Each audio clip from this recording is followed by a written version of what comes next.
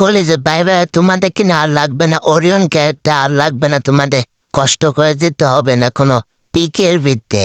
তোমরা চাইলে যে মেলের আশেপাশে থাকলে তোমার মেলের ভিত্তেই কেন তোমরা মাটির নিচে 1 কিলোমিটার ঢোকার টিক্স করতে পারো।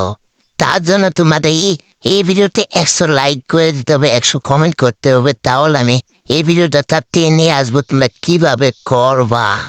আর এখান থেকে তোমরা কেন খুব সহজে বাইরে যেতে পারবা, তার জন্য তোমাদের কি করতে হবে, তোমরা এই যে